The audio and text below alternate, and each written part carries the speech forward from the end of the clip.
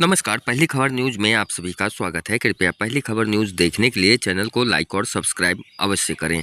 पूर्णिया सांसद पप्पू यादव ने मखाना बोर्ड के मसले पर आर पार की लड़ाई शुरू कर दी है। इसी बीच पप्पू यादव ने प्रधानमंत्री नरेंद्र मोदी के भागलपुर आवागमन के दिन पूर्णिया और कटिहार में सांकेतिक रूप से बंद करने का ऐलान भी किया है, जहां उन्होंने बिना नाम लिए संजय झा पर जमकर हमला बोला। उन्होंने कहा कि कुछ नेता कोसी और सीमांचल की हक को खींचकर दरभंगा ले जाना चाहते हैं।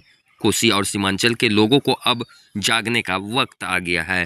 पप्पू यादव ने बताया कि मखाना सबसे ज़्यादा कोसी और सीमांचल के इलाके में होता है, लेकिन मखाना बोर्ड दरभंगा ले जाने की तैयारी है। कृषि मंत्री भी दरभंगा आने की घोषणा की है। ऐसा हम कभी हरगिज होने नहीं देंगे। इसके लिए सांकेतिक रूप से कोसी और सीमांचल को बंद कर देंगे। जरूरत पड़ी तो रेल की पटरी पर खुद को बैठा देंगे, लेकिन कोसी और सीमांचल के जनता के साथ अन्याय नहीं होने देंगे। एनडीए को सबसे ज़्यादा वोट कोसी और सीमांचल के लोगों ने ही दिया है। तो जब जब देश में चुनाव होता है तब इनका रूप अनेक हो जाता है, बहुरूप हो जाता है। कभी ये बंगाली बन जाते हैं, रविंद्रनाथ टैगोर।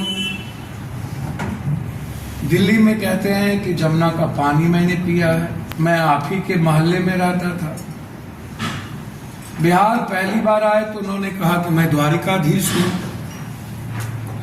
मुझसे बड़ा जदुवंशी कोई नहीं है।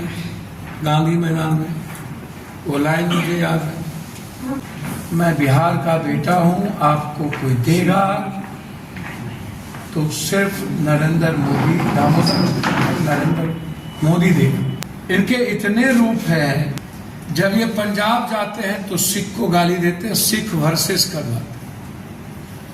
जब ये बंगाल चुनाव में जाते हैं तो बंगाली वर्सेस करवाते हैं। जब ये गुजरात जाते हैं तो गुजराती वर्सेस करवाते हैं।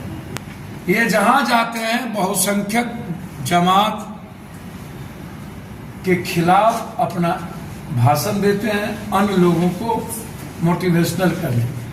जब ये झारखंड गए तो आदिवासी वर्सेस मुसलमान। अब इन्हें 5 साल 6 साल के बाद, 5 साल पहले इन्होंने एमएसपी की बात, किसान निधि की बात इन्होंने की थी। भागलपुर के कपास की खेती पर कोई चर्चा नहीं, विक्रमशिला विश्वविद्यालय पर कोई चर्चा नहीं, मुंगेर के बंदूक फैक्ट्री पे चर्चा नहीं, मुंगेर के सेक्रेट फैक्ट्री पे चर्चा नहीं। अब बार बार कहते हैं कोसी कैनाल। प्रधानमंत्री जी, बेतिया से लेकर के कटिहार के गंगा तक नॉलेज नहीं है तो पढ़ लीजिए, या किसी अक्षर कटुआ से बात कर लीजिए। इनके साथ एक जाहिल, अनपढ़ पढ़े लिखे जाहिल चलते हैं और एक पढ़े लिखे जाहिल है इन लोगों के साथ। आप हमें बताइए कितनी नदियां हैं बिहार में, आपको पता है? हमारे इलाके में 12 नदियां, 13 नदियां हैं। 20 सालों से आप सरकार में हैं, 17 सालों से आपने नदियों से गाद नहीं निकाली।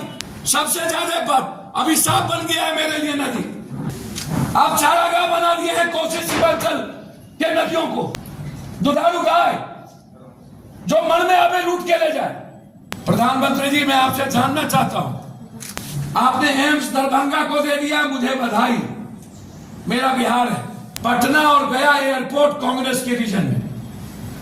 तीसरा दरभंगा एयरपोर्ट मनमोहन सिंह जी की सहमति के बाद अटल जी के प्रधानमंत्री रहते हुए पटना एम्स मनमोहन सिंह जी की दे। जो एम्स पूर्णिया या सहरसा बनना चाहिए वो दरभंगा आप उठा के लेके चले गए।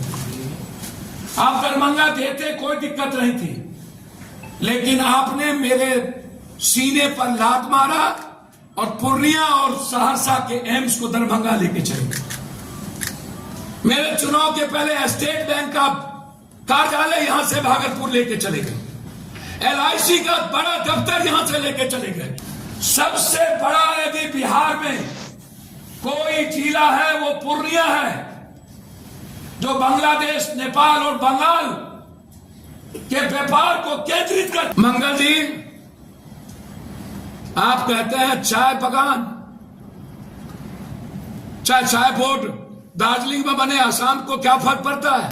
सबसे ज्यादा जदयू और भाजपा को सीट दिया सीमांचल और कोसी ने, और हमसे आप सब कुछ छीने हैं। अब आप मेरी नवारा छीनना चाहते हैं, आप हमको लॉलीपॉप दिखाते हैं। हम आपको कोसी, सीमांचल, मिथिला, ये तीनों एक प्राधिकार चाहते हैं। मैंने साफ शब्दों में एयरपोर्ट भी मैं छीन के लाया, लड़ के लाया। हाईकोर्ट बेंच भी मैं लड़ रहा हूं, और आज तो एक उपराजधानी की जरूरत है पटना के बाद। इसीलिए पूर्णिया को उपराजधानी बनाने के लिए मेरा डिमांड हमेशा रहता है। इस इलाके में लगभग एमपी एमएलए जदयू और भाजपा के हैं। हम सहरसा, सुपौल, मधेपुरा, अररिया, किशनगंज, कटिहार सभी सांसद से आग्रह करेंगे, मखाना बोर्ड के सवाल पर 10 तारीख को आप सदन में अपने जनता के लिए खड़े होइए। इसी एवज में 24 तारीख को पूर्णिया और कटिहार तत्काल 2 जिला में सांकेतिक बंद की घोषणा की करता हूं कि आप हमारा मखाना बोर्ड नहीं ले जा सकते। आपको 24 को मखाना बोर्ड की घोषणा पूर्णिया के लिए करना होगा।